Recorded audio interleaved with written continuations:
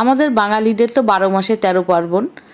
আর বছরের প্রথম মাস বৈশাখ মাস থেকেই কিন্তু বাঙালিদের এই পুজো শুরু হয়ে যায়। এই যেমন দুদিন আগেই গেল রথযাত্রার পুজো, আবার কিন্তু আজ হচ্ছে বিপত্তারিণী মায়ের পুজো। আর পুজো মানেই কিন্তু সকাল থেকে একটা ব্যস্ততা চলে, আর পুজো ছোট হোক আর বড় হোক কাজ তো একই রকম থাকে।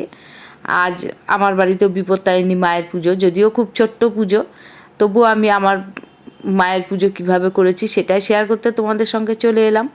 সকাল সকাল ঘুম থেকে উঠে স্নান করে পুজোর কিন্তু সমস্ত জোগাড় করে নিয়েছি। এরপর পুরুতমশাই এসে পুজো করে নিলেন।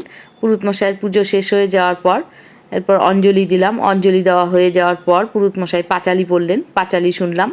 তারপর হলো আরতি। আরতি হয়ে এরপর সবাই মিলে শান্তি জল নিয়ে আমাদের পুজো শেষ করলাম। আমরা আমাদের বাড়ির মা বিপত্তারিণীর পুজো এইভাবেই করেছি। আর তোমরা কারা কারা আজ পুজো করলে অবশ্যই কমেন্ট করে জানিও। আর আমাদের এই পুজো তোমাদের কেমন লাগলো? ভালো লাগলে অবশ্যই একটা লাইক কমেন্ট করতে ভুলো না। আর মা তোমাদের সকলকে সমস্ত বিপদ থেকে উদ্ধার করুক, এই কামনা নিয়ে ভিডিওটা শেষ করছি।